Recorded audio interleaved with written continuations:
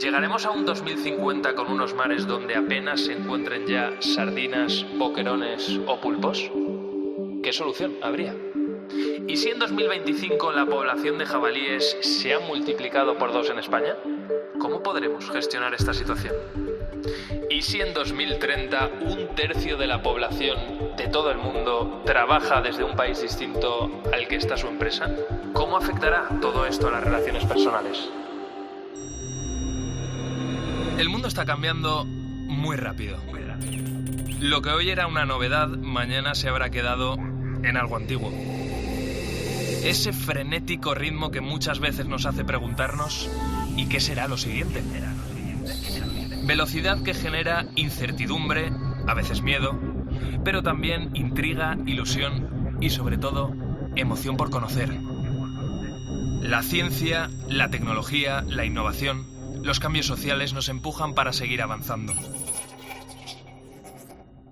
Soy José Ángel Cuadrado y si tú me preguntas ¿qué será lo siguiente? ¿Qué va a ser lo siguiente? Yo te respondo, esto es lo que viene. Hoy mismo vamos a lanzar a audiencia pública el plan de ciencia.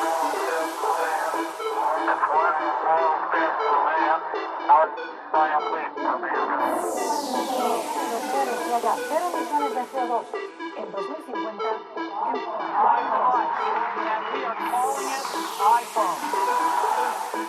El comité ha llegado a una conclusión científica clara. Es una vacuna segura y efectiva. La tercera misión de SpaceX se ha acoplado con éxito. En COPE, José Ángel Cuadrado. lo que viene.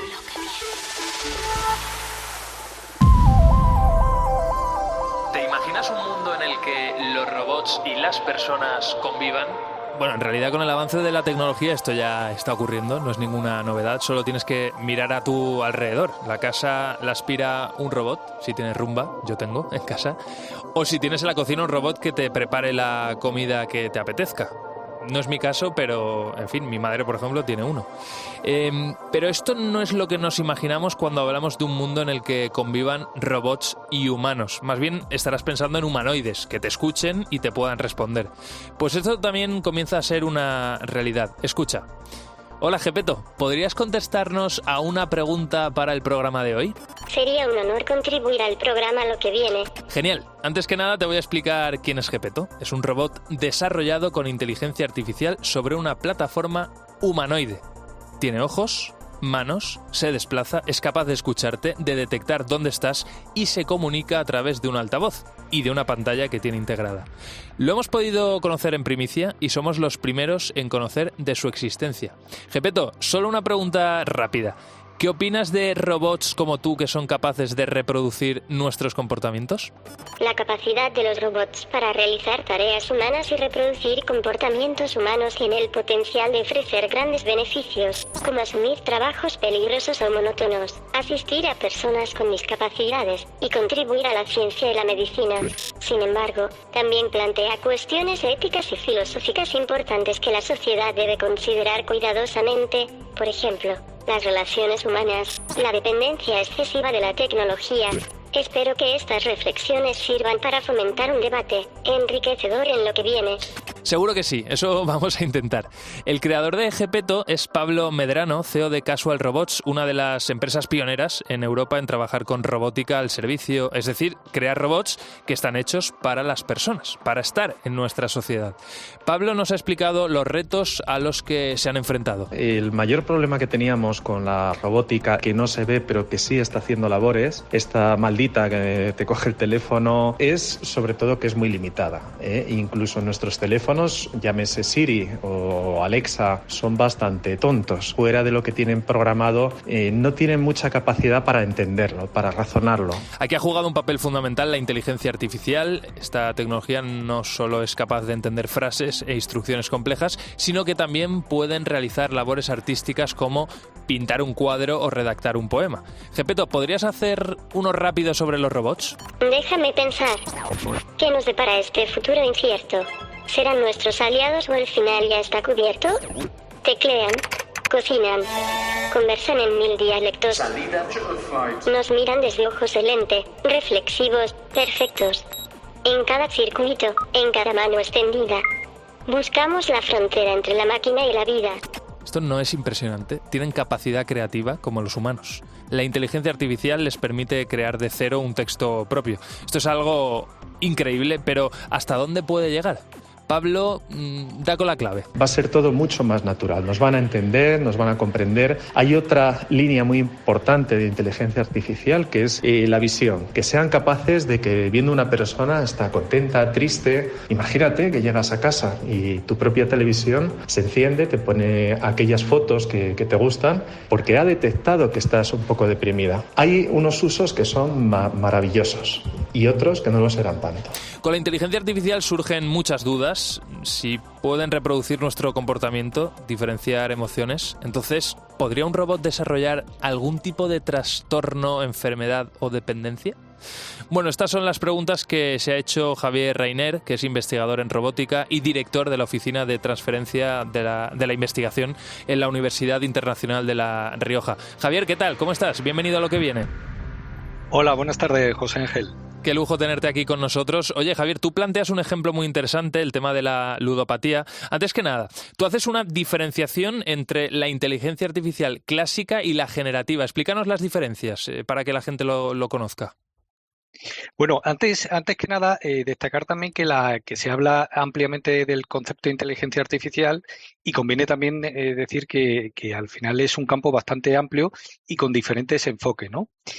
También, como bien comentas, tradicionalmente o hasta hace muy poco, ¿no? Con la aparición fundamentalmente, que quizás yo creo que es lo más conocido, toda la evolución que ha tenido el procesamiento del lenguaje natural y de ahí ChatGPT, pues nos movíamos en lo que era la inteligencia artificial clásica, ¿no? Donde fundamentalmente, bueno, pues digamos que los algoritmos seguían unas reglas, por así decirlas, fijas, y claro, era bastante previsible la posible salida o el resultado que estos algoritmos iban a resultar como elemento fundamental de la ejecución de ese algoritmo. Sin embargo, en la inteligencia artificial generativa, ¿qué ha ocurrido? Bueno, pues que fundamentalmente han evolucionado un sinfín de elementos que están en torno a esta figura de la inteligencia artificial generativa, pero fundamentalmente es un nuevo modelo de aprendizaje automático, ¿no? Y el procesamiento del lenguaje natural. Yo creo que ahí es donde está la clave y eso es lo que ha dado lugar fundamentalmente a poder generar, yo digo más que conocimiento, información, porque como bien comentas, se puede generar mucha información, pero luego habría que atender exactamente si esa información es conocimiento real o simplemente información sin gran utilidad, o incluso, como yo planteaba en el artículo, que incluso en el caso concreto de que si esa información la utiliza un robot, pues pudiera incluso llevarlo a conductas equivocadas, ¿no? Claro, ahí estamos hablando de un poco el escenario que planteábamos en el arranque de esta sección, ¿no? Hemos conocido a Gepetto, acabamos de hablar con él, está desarrollado para que su aprendizaje dependa de una de estas tecnologías, ¿no? Como tú decías, ChatGPT, como podía ser ChatGPT. Claro, pero de ahí a convertirse en ludópata de algo, ¿cómo llegamos a ese punto? Claro, además yo creo que conforme estabas describiendo un poco la fisionomía tanto interna como externa del robot, creo que has dado en la clave en el sentido de que lo ideal sería que al final el robot en el entorno determinado donde trabaja o donde queramos que desempeñe unas funciones concretas, no solo se alimente de una única fuente de información y para eso, pues por ejemplo, ¿no?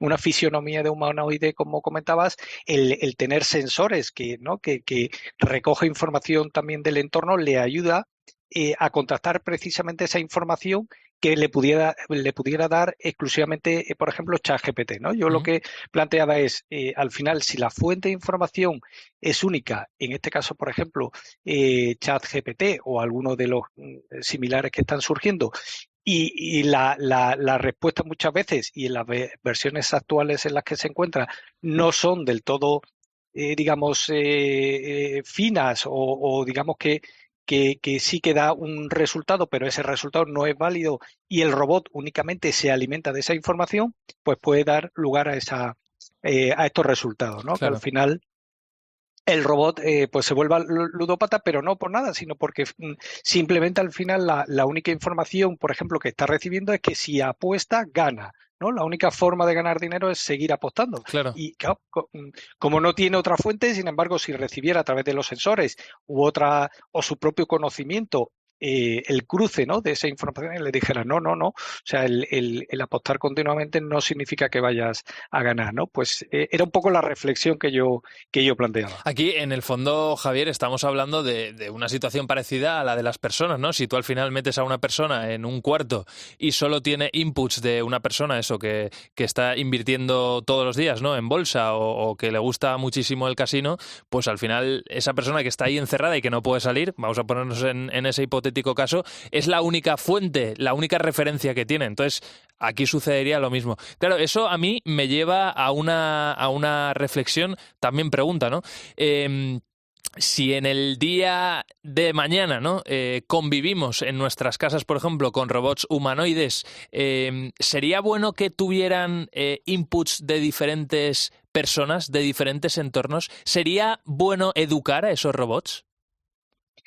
Sin duda. Además, el ejemplo de nuevo que pones, efectivamente, ¿no? El contar con una única fuente de información. Esto siempre yo también creo que el gran reto que tienen por delante, ¿no?, la nueva generación es precisamente eso, ¿no? El contrastar siempre al final la cantidad de información y hacerlo, ¿no?, sacar una opinión, y una opinión evidentemente válida, ¿no? Y ya que llevas el tema un poco a nuestro día a día, al final yo creo que otra de los futuros dentro de la robótica pasa precisamente por el no solo que nos ayude, ¿no?, a poco el ejemplo que ponía los servicios de limpieza y estas cuestiones que desde luego nos van a liberar de unas tareas tremendamente tediosas, ya que en general a nadie le gusta, sino también el caso, ¿no?, que también se está trabajando bastante en cuanto a por ejemplo, el acompañamiento de los robots en personas mayores, ¿no? Sí. Al final, si solamente está cuidando a una persona mayor y esa persona mayor está triste, está envejecida, no quiere saber nada del mundo, pues también me planteo, digo, y puede ser que el robot también termine con depresión, ¿no?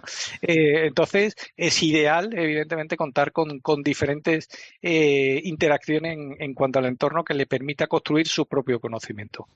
Desde luego, este tema es muy interesante y, como tú decías, ¿no?, los robots cada vez se van a ir incorporando a nuevas actividades, a nuevas tareas, y ahí tiene que haber gente como tú, Javier, que se esté haciendo preguntas para, por supuesto, si hay algún problema, ponerle solución. Javier Reiner, investigador en robótica, ha sido muy interesante escucharte. Muchísimas gracias por haberte pasado por Lo que viene. Nada, un placer y gracias a vosotros. Que vaya muy bien. Gracias. En COPE, Lo que viene. José Ángel Cuadrado.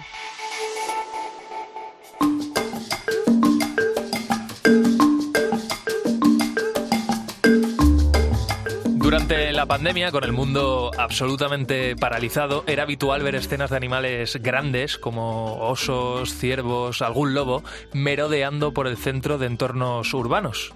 No sé si te sucedió a ti, que en el pueblo en el que vives o en la ciudad viste alguno de estos bichos cerquita. Mira, yo te cuento mi caso en La Cañada, que es un pueblo de Valencia. Yo mismo estuve ahí durante la pandemia, vi un ciervo cruzando la carretera en una zona que está repleta de chalets y de tiendas también. Vamos, que en una situación normal eso es impensable. Eso sucedía durante la pandemia y en principio se acabó, porque es verdad que con la vuelta de la actividad humana, las empresas, del ruido, pues los animales se retiraron. Pero ojo, porque hay uno de ellos, una especie en concreto aquí en España, que se está reproduciendo con mucha facilidad y a mucha velocidad, y se calcula que dentro de unos 3 años, para 2025, esos son los cálculos, habrá el doble. Y es un bicho muy grande y bastante peligroso, depende de en qué situación te lo encuentres. Te estoy hablando de los jabalíes. Lo que viene será ver jabalíes por todos los lados.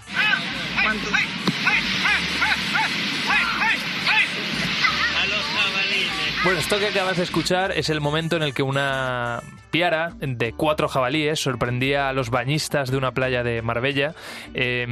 la playa. Sí, mientras estaban los turistas en las tumbonas, relajados, y de repente se toparon con estos animales que empezaron a husmear en las bolsas en busca sobre todo de comida. A lo mejor ese vídeo lo has visto. Y la presencia de los jabalíes tiene algunas derivadas peligrosas. Fíjate tú, la DGT ha contabilizado en 2022 más de 35.000 accidentes provocados por animales. Y de estos, unos 14.000, que es casi el 50%, los han provocado los jabalíes. El dato, desde luego, es tremendo. Y es que encima parece que nos han perdido el miedo. Porque es que les estamos viendo muy cerquita. Tienen pocos depredadores, el único podría ser el lobo, pero es una especie que además está disminuyendo mucho, cada vez hay menos individuos. Según datos del Instituto de Investigación de Recursos Cinegéticos, actualmente hay más de 1 millón de jabalíes en nuestro país y, como te decía, se espera que dentro de 2025 se duplique esa cifra, tengamos 2 millones. Cada año se cazan unos 400.000, pero no parece que esto sea suficiente para controlar las poblaciones de estos animales. Claro, para conocer cuáles son las provincias más afectadas, tengo aquí conmigo a Pablo Garrido. Hola Pablo, ¿qué tal? ¿Cómo estás? Bienvenido a Lo que Viene. Encantado aquí de poder presentarme en Lo que Viene, estrenarme y aprender de todos vosotros. Te vamos a llamar muchas veces porque además los temas que tratamos contigo son muy interesantes. Entonces decíamos que tú has echado un poco un vistazo al mapa y entonces la cuestión es saber en qué provincias hay más de estos animales. Sí, pues mira, he visto un informe del Grupo de Prevención frente a la peste porcina africana. Sí. Y señala que el jabalí está en fase de crecimiento acelerada en la mayoría de provincias españolas. Para que te hagas una idea, José Ángel, hay casi 2 jabalíes por kilómetro cuadrado. Vale. Y entonces estos jabalíes, las poblaciones de los jabalíes se dividen pues por categorías, y en la primera nos encontramos que están Huesca y Gerona. Allí hay una alta densidad de jabalíes, pero una tasa de crecimiento reducida. Vale, o sea, allí hay muchos y en principio se están reproduciendo a un ritmo más o menos estable, pero no muy rápido. Sí, allí la densidad de población de jabalíes es muy, muy grande, solo que no se están reproduciendo con unas tasas tan grandes como, por ejemplo, están en la segunda categoría como provincias como Barcelona, Valencia y Alicante, que allí la densidad es menor, pero con una tasa de crecimiento mayor. Uh-huh. Y luego está por último también la tercera categoría, que está en el resto de provincias de España y que cuentan con menos ejemplares y una tasa anual de crecimiento que es más escasa. Y esto no quiere decir que no se estén reproduciendo, porque en un futuro se esperan que esta tasa de crecimiento de reproducción de los jabalíes se duplique. Muy bien, pues ya sabemos entonces los puntos del mapa en los que en principio tenemos que estar alerta. A mí me llama la atención Barcelona, Valencia y Alicante, sobre todo porque son núcleos de población muy grandes, con lo cual pues ahí puede haber ciertos riesgos. Pero bueno, sobre todo, Pablo, si te parece, para ver las consecuencias de todo esto, vamos a hablar con una persona que sabe mucho, que es Cristian Gortázar, que nos está escuchando ya aquí en Lo que Viene. Es catedrático de la Universidad de Castilla-La Mancha en el Instituto de Investigación de Recursos Cinegéticos. Cristian, ¿qué tal? ¿Cómo estás? Bienvenido a Lo que Viene.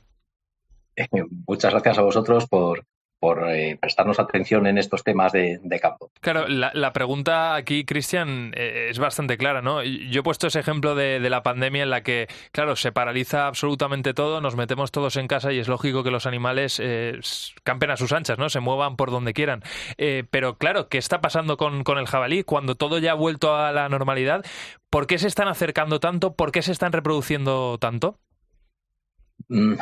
Son muchas razones, pero en primer lugar hay que decir que el jabalí ya venía proliferando bastante antes de la pandemia, ¿vale? Los problemas de los jabalíes urbanos, por ejemplo, que es una de las cosas llamativas que ocurre como consecuencia de su expansión, ya se daban en ciudades como Barcelona 10 años antes de la pandemia. Es decir, la pandemia simplemente lo que ha hecho es evidenciar más una situación que ya existía y quizás acelerarla en algún caso. Uh-huh. ¿Por qué ocurre eso? Vamos a ver, el jabalí es una especie, como los conejos, como las ratas, como algunas otras, adaptada a una intensa depredación, a una intensa pérdida de crías.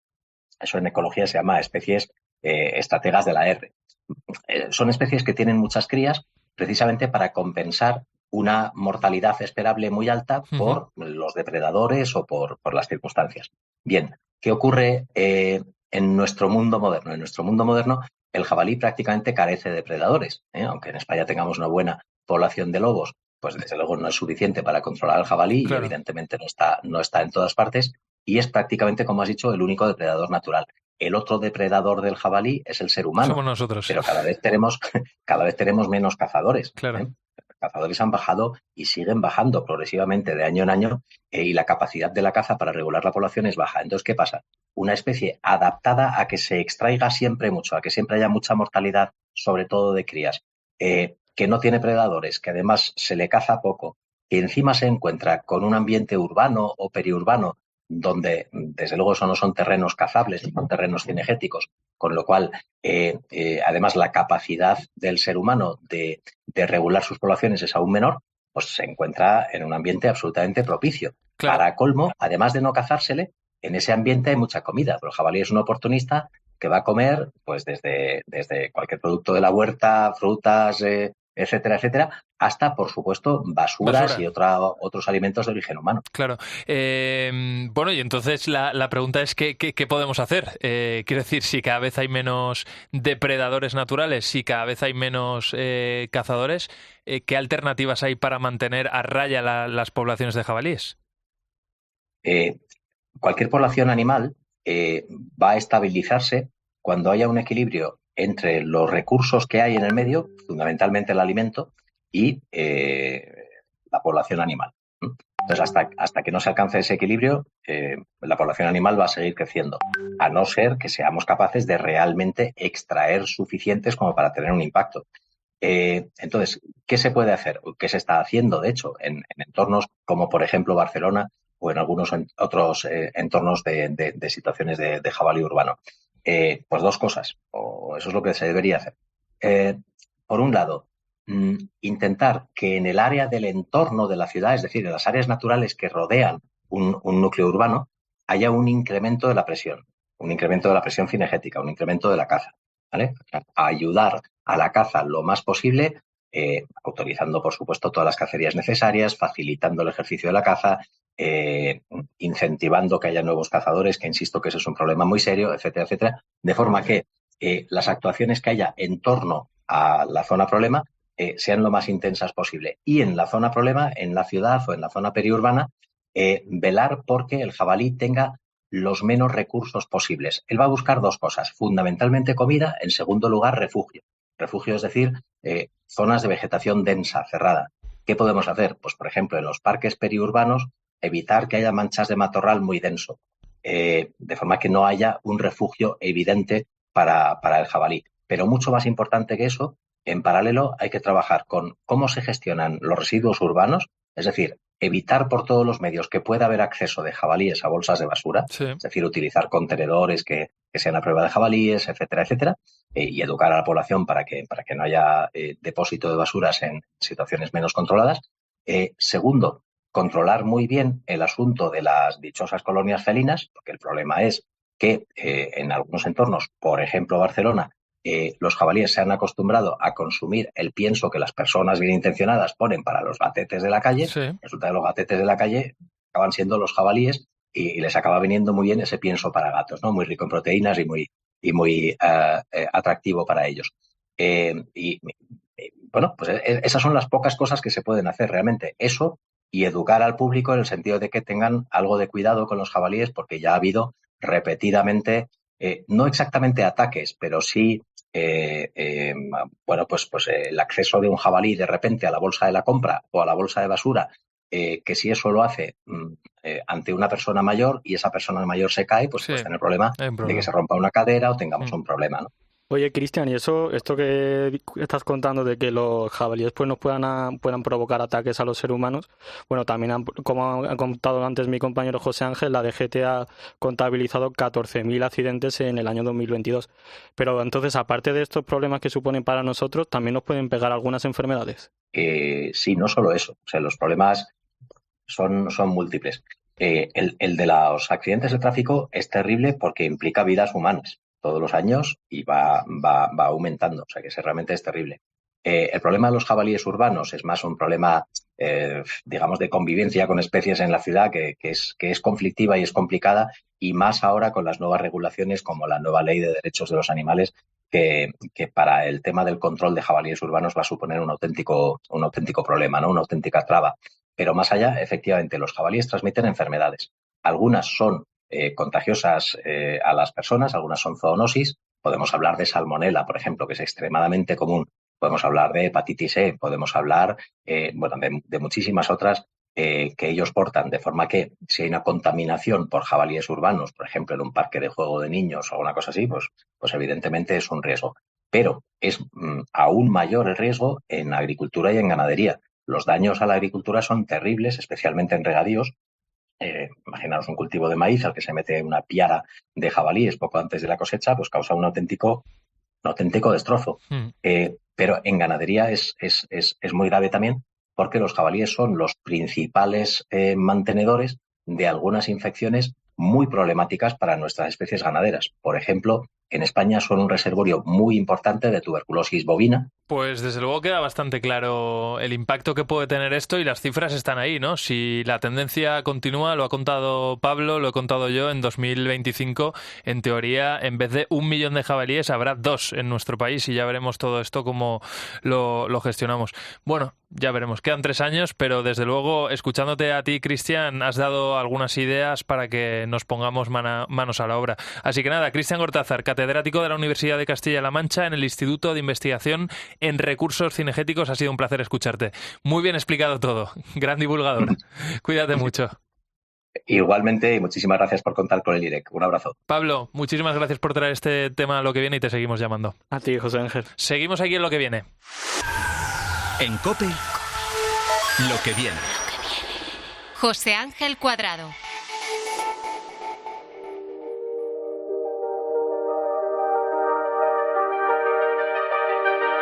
Revisando las cifras sobre la pesca mundial, he visto que en los últimos 50 años los millones de toneladas de peces y de animales acuáticos que se capturan cada año han pasado de unos 60 millones de toneladas a 90. Es decir, casi que ha aumentado un tercio. Entre otras cosas porque ha crecido la demanda de estos productos, porque la población mundial es cada vez mayor y por tanto cada vez somos más bocas que estamos pidiendo de comer. Y esto lleva años provocando una presión casi insoportable sobre determinados caladeros de pesca en los que no se deja recuperar a poblaciones que por allí se mueven. Por hablar de algo que nos pilla de cerca, ¿no? El Mediterráneo. Lo están pasando mal sardinas, merluzas o boquerones. Claro, la pregunta es, ¿te imaginas un mundo en el que no existiera el espeto de sardina? Hay mucha gente que me está escuchando ahora mismo y se está echando las manos a la cabeza. Pero ¿qué puede pasar en los próximos años si todo continúa igual? Bueno, la alternativa a la pesca en mares y océanos es una y se llama acuicultura. Se trata de cultivar seres acuáticos para consumo. Déjame que te dé un par de cifras y luego vamos a saludar a una persona muy interesante para hablar sobre este asunto. En 2030, que eso es dentro de 7 años, lo que viene, es que 2 de cada 3 peces que comamos van a ser de granja. El 50% del marisco que se consume en todo el mundo, ahora mismo, procede de la acuicultura. Y España es el mayor productor en volumen de toda Europa. Jordi López, doctor en veterinaria, profesor de la Universidad CEU Cardenal Herrera y especializado en acuicultura. ¿Qué tal? ¿Cómo estás? Bienvenido a Lo que viene. Muchas gracias. Jordi, si decimos que la acuicultura es ahora mismo una de las industrias de producción de proteínas con mayor proyección del mundo, no nos estamos equivocando, ¿verdad? Sin lugar a dudas, es de las producciones animales, es la que tiene un mayor crecimiento sostenido en los últimos años. Porque, como bien comentabas, el año pasado, en noviembre, alcanzamos los 8.000 millones de personas en el mundo y, bueno, la gente quiere comer. Exacto. Y cada vez quiere comer mejor, como es lógico. Entonces, la proteína de origen animal más sencilla y más eficiente para producir es la proteína de pescado. Uh-huh. Entonces, es lógico que la FAO apueste muy firmemente por la producción acuícola como uno de los pilares en los que se tiene que sustentar ese crecimiento de la producción de alimentos para alimentar a esa población creciente año a año. Jordi, cuando hablamos de la acuicultura, en fin, no es una industria nueva. De hecho, yo he estado documentándome un poco, ¿no? Hay indicios de que hace 4.000 años los chinos ya criaban peces en cautividad para destinarlos tanto a alimentación como también como ornamento, ¿no? Y desde entonces el asunto ha evolucionado muchísimo. Ahora se consiguen animales libres de enfermedades, se puede incluso conseguir por hablar de un caso concreto, ¿no? Más machos que hembras o viceversa, porque interese. ¿Puedes destacarnos algún punto relacionado con la investigación puntera en la acuicultura que se esté desarrollando ahora mismo? Podemos conseguir poblaciones que sean triploides en lugar de diploides, o sea, que su dotación cromosómica sea 3N en lugar de 2N. Para explicarlo un poco, para quien no lo conozca, los seres vivos tienen 2 pares de cromosomas, ¿vale? Eso se conoce como 2N. Sí. En este caso serían 3N, tendrían 3 pares o sea, 3 unidades de cada uno de los cromosomas. Esto lo que hace es que toda su energía se destina a crecimiento, ¿vale? Por ejemplo, esto se hace mucho con las ostras, ¿vale? Por eso cuando nos comemos una ostra muchas veces lo que es que tiene mucha más carne que una, vamos a llamar, natural. Salvaje, ¿vale? ¿no? Porque al final no tiene gónada o la gónada no está desarrollada y por tanto pues tiene más sabor, tiene más carne. Desde un punto de vista organoléptico es mucho mejor. Y esto, ¿vale? de todas formas, Jordi, para que la gente lo entienda, todo esto se consigue, estas variables, ¿no?, de las que estás hablando, se consiguen con cambios de temperatura en el agua, con que el agua sea más o menos ácida, ¿verdad? Sí, pues al final los animales se adaptan al entorno y, bueno, no sé si conoces el ejemplo, no tiene mucho que ver, pero para que entendamos un poco. Las tortugas, por ejemplo, cuando ponen los huevos, en función de la temperatura, salen más machos o hembras, ¿vale? Pues esto es algo parecido, ¿vale? Entonces, modificando temperatura o simplemente en fases embrionarias muy tempranas, aplicando una pequeña corriente eléctrica, podemos conseguir individuos con las características que buscamos. O sea, no es que estemos tratando con hormonas ni que estemos haciendo aquí cosas raras, ¿vale? Sino que son modificando un poco el ambiente conseguimos esto.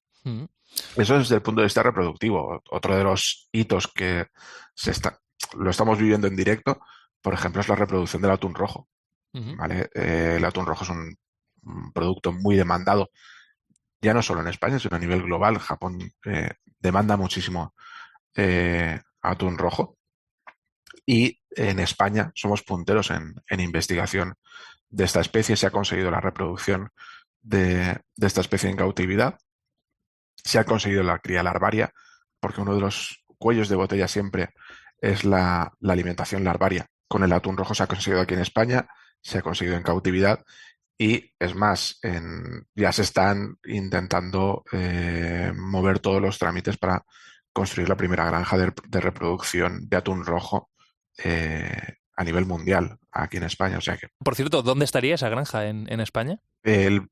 Por la información que yo tengo, estaría en Comunidad Valenciana. No, te lo decía porque... Está en una fase en una fase muy embrionaria el proyecto, pero bueno, es el primer proyecto que se monta a nivel mundial en este sentido. O sea que Qué interesante. Qué interesante, sí. Jordi, aquí en España, sobre todo en el norte, se están invirtiendo muchos esfuerzos en la cría y en la reproducción de los cefalópodos, pulpos. Nos lo ha contado Luis Antonio Pérez Carrasco, que es de Acuinuga, es veterinario, es director de la división de acuicultura en Acuinuga. Es una empresa que lleva ya 25 años trabajando. Vamos a escucharles. Bueno, los avances más importantes en la reproducción de especies se están dando en un grupo de gran valor comercial, que son los cefalópodos, como el pulpo. Estas son especies muy difíciles para la reproducción en cautividad, porque el acondicionamiento y la maduración hormonal de los reproductores es muy complicada. Y eso resulta en la producción de huevos de los que nacen larvas o paralarvas, ¿no? Y estas larvas suelen presentar mortalidades muy elevadas porque tienen una alimentación muy selectiva, requieren de presas vivas como pequeños crustáceos y de estímulos en su entorno que las estimulen a comer. Claro, Jordi, se dice, por ejemplo, que aquí en la costa de España, ¿no?, en el Mediterráneo, por ejemplo, en el norte también, en Galicia, cada vez hay menos pulpos. Estamos hablando de ese caso concreto, pero yo no sé qué especies acuáticas que interesen a nivel comercial están en serios riesgos de pervivir, ¿no?, en los próximos años, y con lo cual se van a poner ahí muchos esfuerzos, aparte del pulpo. Los más mayores del lugar recordarán que antiguamente doradas y lubinas pues se consumían en Navidades, y si eso, ¿vale? Actualmente la dorada y la lubina son una especie totalmente habitual en los mercados, y eso ha sido gracias a la acuicultura. O sea, al final por decirlo de alguna forma, se ha democratizado el consumo de estas especies. Con el pulpo ha pasado lo mismo, o va a pasar lo mismo. El pulpo se ha conseguido cerrar el ciclo, se va a montar en breve la primera granja de pulpos a nivel mundial, y eso lo que va a conseguir es reducir la presión sobre las poblaciones silvestres, ¿vale? Al final lo que conseguimos es proveer esas especies de granja y evitar el tener que extraerlas del mar con la presión que ello supone sobre, no solo sobre esa especie, sino sobre todo el ecosistema. ¿Vale? Al final, yo siempre digo que estamos viviendo en directo algo que en tierra sucedió en el Neolítico, cuando el ser humano pasó de ser cazador y recolector y empezó a ser agricultor y ganadero, algo que pasó durante miles de años, esa transformación. Nosotros la estamos viviendo ahora en directo, lo que pasa es que no somos conscientes. Ahora estamos dejando de ser cazadores del mar para ser ganaderos del mar, ¿vale? Entonces, es algo muy interesante también para poder analizar. Desde luego que sí. ¿Es oficial, por cierto, dónde va a estar esa de granja más que fábrica, granja de pulpos? A mí me gusta más el término granja porque es una granja la de fábrica acuáticos. No me gusta, desde luego. Lo mismo que piscifactoría también tiene una connotación que no me acaba de gustar. Yo siempre que puedo... Alguna vez se te escapa porque al final... Sí. Pero son granjas de peces o son granjas acuícolas. Creo que si no me equivoco que los permisos se los estaban solicitando para montarla en Canarias. Ajá. Por cierto, la acuicultura tiene también como reto ayudar a mantener los entornos naturales en mejores condiciones. Tú lo decías, ¿no? Si se cría el pulpo en cautividad y se consumen esos animales, ¿no? Al final los especímenes salvajes se van a dejar, ¿no? Con lo cual se podrán reproducir con mayor tranquilidad y habrá más en los entornos naturales. Pero fíjate, en Aquinuga, por ejemplo, llevan años trabajando en el dragado y en la limpieza de entornos acuáticos. Esto nos ha contado Luis Antonio Pérez. Claro, Jordi, lo decíamos, uno de los principales retos que tiene también la acuicultura y una de las principales ventajas de criar animales en cautividad precisamente es que la presión sobre los entornos naturales donde están esos animales va a disminuir. Bueno, en el área del dragado medioambiental trabajamos utilizando una nueva herramienta que es la Ecodraga Watermaster. Esta es una nueva plataforma multifunción, pero que ya se utiliza mundialmente para trabajos en el entorno acuático, que es realmente muy versátil, es autotransportable, camina sola fuera del agua y se introduce en el mar, el río, lagunas o balsas por sus propios medios. Esta máquina es capaz de aspirar miles de metros cúbicos de fango o lodos hasta en 6 metros de profundidad, con una precisión que se basa en GPS y posicionamiento satelital, pero también es capaz de retirar selectivamente especies invasoras como el jacinto de agua, algas, plásticos, etc. Además de realizar trabajos como construcción de pantalanes, protección de riberas, regeneración de playas, ampliación de cauces, aumento de calados, prevención de inundaciones, limpieza de fondos contaminados. Sí, desde luego hay proyectos muy interesantes ya por terminar, ¿no? Y que la gente lo conozca y el que quiera que investigue. Por ejemplo, en Noruega hay una piscifactoría que cultiva, ¿no?, salmones y algas a la vez con el objetivo de que las segundas se alimenten de los desechos de los primeros, con lo cual también se intenta pues que esos entornos sean circulares, ¿no? Y que todo empiece y termine en esa misma instalación, con lo cual ahí se está invirtiendo muchos esfuerzos y el trabajo está ahí. Jordi López, doctor en veterinaria, profesor de la Universidad CEU Cardenal Herrera, especializado en acuicultura. Ha sido un lujo escucharte. Muchas gracias por echarnos un cable con este tema que ha sido muy, muy interesante. Muchas gracias a vosotros. Cuídate, continuamos aquí en Lo que viene. Ma chambre a la forme d'une cage. Le soleil passe son bras par la fenêtre. Les chasseurs à ma porte comme les petits soldats qui veulent. En COPE, Lo que viene. José Ángel Cuadrado.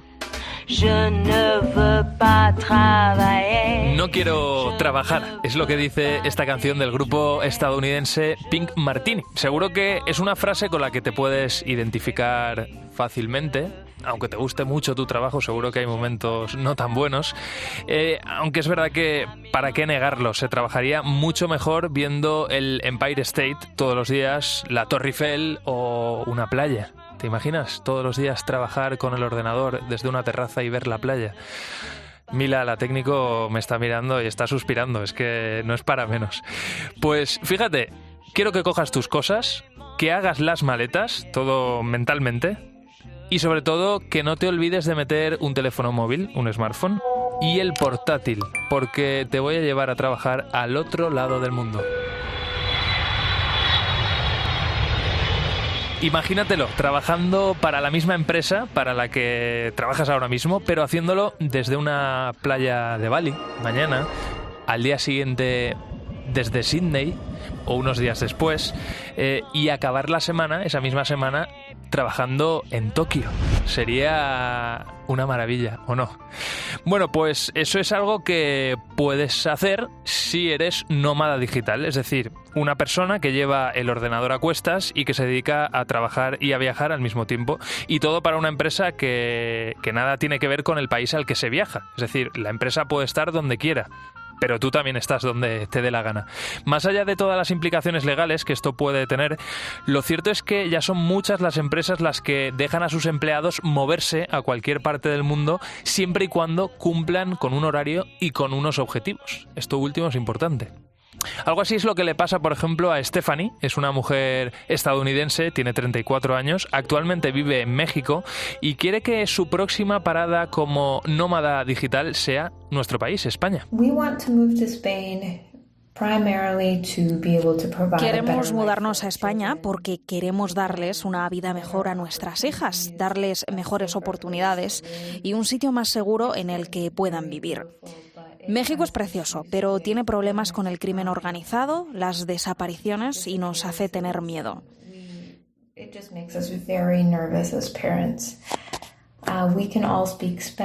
Sabemos hablar todos español, así que será más fácil irnos a España que a otros países. Y espero que en algún momento nuestras hijas puedan tener pasaporte europeo para vivir y trabajar ahí. Espera hacerlo en los próximos 2 años y sí, como has oído, piensa mudarse con toda la familia. Eso sí, tendrá que adaptar un poco sus horarios a los estadounidenses. Ahora mismo trabajo de contratista independiente, puedo hacerlo en la misma compañía y desde cualquier lugar del mundo. Tengo que modificar un poco mi horario porque trabajo para el uso norteamericano, así que en España trabajaré por las tardes y las noches. Y como buena nómada digital, aún le queda por decidir a qué parte de nuestro país quiere venir. No tenemos un lugar en específico al que nos gustaría ir, pero creo que el norte de España es precioso. El clima es bueno, no parece muy caluroso y además me encanta estar cerca del mar. Estamos abiertos, eso sí, a ir a cualquier lugar, aunque mi prioridad es que todos estemos seguros, que mis hijas puedan tener educación de calidad y disfrutar también de la naturaleza sin tener que preocuparnos de nuestra seguridad. Seguro que en cualquier parte de España va a estar más a gusto que en brazos, y es que nuestro país empieza a ser uno de esos países paraíso para que lleguen los nómadas digitales. De hecho, desde el gobierno ya trabajan para una normativa que nos ayude, ¿no?, a acoger a estos nómadas. Hay más paraísos para estos nómadas digitales como Canadá o Estonia, que de hecho ya cuentan con visados especiales para este tipo de trabajadores. Hay algunos, por cierto, con visas y condiciones muy apetecibles. Varios ejemplos: Malasia, Cabo Verde o Barbados. Miguel Rubiales Pérez, si tú tuvieras que elegir uno de esos países para irte como nómada digital, ¿cuál sería? ¿Malasia, Cabo Verde o Barbados? A ver. Probablemente ninguno. Ninguno. Procuraría evitarlo. ¿Dónde te irías? ¿Dónde te irías? A ningún sitio. Quizá iría, no sé, iría a Cádiz. Mi familia es de Cádiz, entonces quizá pasaría algún tiempo allí, visitaría amigos. Pero creo que me mantendría localizado y me mantendría en el sitio donde vivo, sí, donde tengo mi red de apoyo, donde tengo mis aficiones, y muy probablemente, pues si hago una familia donde los abuelos me puedan ayudar y donde tenga red y cobertura. Amigo. Pero no solo, En realidad, en esto que he estado escuchando antes, hay un momento que creo que hay una confusión de términos, entre partial exit y nómada digital. Si María pretende mudarse a España con sus hijos, establecerse en una ciudad y vivir durante años, ella técnicamente no sería una nómada digital. No es un nómada, eso es. No, ella estaría haciendo una estrategia de parcial exit. Si piensa a lo mejor vivir unos años en España, mejorar en su empresa o mejorar en su currículum, en su situación profesional y luego volver a su país de origen, pues sería una estrategia de partial exit. Si su plan es a lo mejor vivir siempre en alguna ciudad española, pues su estrategia sería una estrategia de migración para tener una vida y unas condiciones laborales mejores. Los nómadas digitales, una de sus características es que con frecuencia no pasan más de 3 meses en un sitio. Y eso puede tener ventajas y puede ser muy interesante, pero en su propia experiencia también a veces les resulta cansado y les resulta difícil. Una de las razones por las que hacen esto es por un tema impositivo. Si no pasan ciertos meses en un país determinado, pueden no pagar los impuestos correspondientes a su salario. Eso ocurre en Alemania, que si nunca estás más de 3 meses seguidos en un sitio, pues digamos como que no pagas IRPF, alguna equivalencia. Eso a nivel familia, ¿cómo se lleva? ¿Cómo lo organiza esta gente? Sobre todo, por ejemplo, si tienes niños pequeños, ¿no? O sea, cada 3 meses es inviable llevarte a los niños pequeños detrás. Es inviable y sería terrible. La respuesta es que no lo hacen. Hay muchas restricciones que tiene mucha gente para seguir ese estilo de vida y nos hace también plantearnos hasta qué punto ese estilo de vida es deseable incluso a medio plazo, no digo ya a un plazo largo de vida, que seguramente no, pero ¿cuánto tiempo? Imagínate, ¿tú cuánto tiempo aguantarías mudándote cada 2 meses y medio? No, desde luego, o sea, no lo sé. O sea, yo llevo 2 semanas fuera de mi casa y tengo ganas de volver a mi casa aunque sea unos días. Esa es la verdad. Claro, pasa mucho. Esto también, en realidad, es una reflexión, no solo como sociólogo, sino como geógrafo y geógrafo humano, que ambas disciplinas tratan un poco esto, ¿no? Los estilos de vida, las condiciones, pero en concreto la geografía insiste en la importancia del lugar, del entorno, de la movilidad, de la geografía, al fin y al cabo, del espacio en nuestra vida y en nuestra sociedad. Entonces, ¿qué ocurre con los nómadas digitales? Que hay muchos que en realidad hacen más de la necesidad virtud. Tienen un empleo razonable y tienen la capacidad de que ese empleo se realice en remoto, pero con frecuencia lo que vemos es que no son las personas mejor remuneradas ni los profesionales más consolidados los que acaban eligiendo este tipo de opciones. Muchas veces son personas que en su ciudad de origen, en una ciudad suiza, en Nueva York, en Berlín, son como de un origen de clase media y sus condiciones no les permitirían a lo mejor vivir en el tipo de barrios o el tipo de estilo de vida y de prestigio asociado a las condiciones que tienen. Si esto, como tú decías, ¿no? Los trabajos en remoto, los trabajos en internet, ¿no? Digitales van a ir a más y por ejemplo, ¿no? Los nómadas digitales también aumentan en todo el mundo. Vamos a sociedades cada vez menos interrelacionadas entre sí, o sea, la gente que está en esas sociedades cada vez más menos interrelacionadas entre sí, ¿o no? Eso ha ocurrido. Porque al final, si estás 3 meses en un sitio, no te da tiempo. El tipo de relaciones tiempo... online cada vez ocupa más en nuestro tipo de sociedad.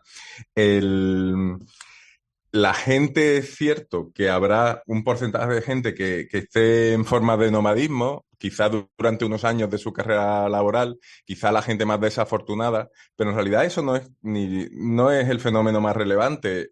De la misma manera que alguien puede hacer, comillas, de nómada digital, las empresas pueden deslocalizar sus trabajadores. Si tú tienes X% de trabajadores que trabajan solo en remoto y que se permiten irse a vivir por el mundo, no tardarán muchas empresas en darse cuenta que lo que pueden hacer es contratar personas de otros países que tienen un coste de vida menor, pagarles menos y ahorrar costes. El principal problema no es una sociedad donde, como hay muchos nómadas digitales, no nos agrupamos y no salimos de caña, que no es una distopía que nos amenace fuerte. El principal problema es que con la tecnificación, con la tecnologización, con el trabajo remoto, se empiecen a deslocalizar un montón de empleos y haya un problema en los países en los que las condiciones laborales son más decentes. Claro. Qué interesante esto último que estás diciendo y esta última reflexión. Pues Miguel Rubiales, licenciado en Sociología, doctor y profesor en Geografía de la Universidad de Barcelona. Me guardo tu teléfono porque ha sido muy interesante escucharte y seguro que te volvemos a llamar pronto. Cuídate mucho. Fenomenal, muchas gracias a vosotros. Hasta la próxima. Hasta la próxima. Pues hasta aquí lo que viene, hasta aquí los temas de ciencia y tecnología a esta hora en la cadena COPE. Ya sabes que puedes recuperar todos nuestros contenidos en cope.es, los tienes también en las redes sociales y el mensaje es que te esperamos la próxima semana en el mismo sitio y a la misma hora. A disfrutar. Hasta siempre. How am I supposed to manage my infallible beliefs while I'm sucking it to you, performing in Spanish on Italian TV. Sometime in the future, whilst wondering if your mother still ever thinks of me. Hallelujah, blank canvases lent against gallery walls, flowing towards sculptures of anything goes on the marble stairs. Is that vague sense of longing kinda trying to cause a scene? Guess I'm talking to you now, puncturing your bubble of relatability with your horrible new sound. Baby, those mixed messages ain't what they used to be. When you said them out loud, blank canvases lent against gallery walls, flowing towards sculptures of anything goes on the marble stairs leading to almost wherever you want them to.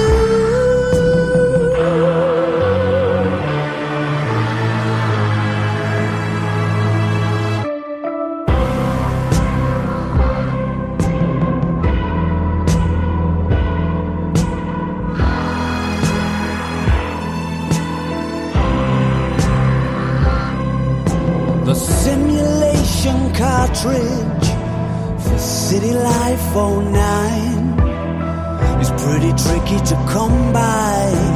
Village coffee mornings with not long since retired spies. Now that's my idea of a good time. Flash that angle, grind a smile, gasp and roll your eyes and help me to get untied from the chandelier.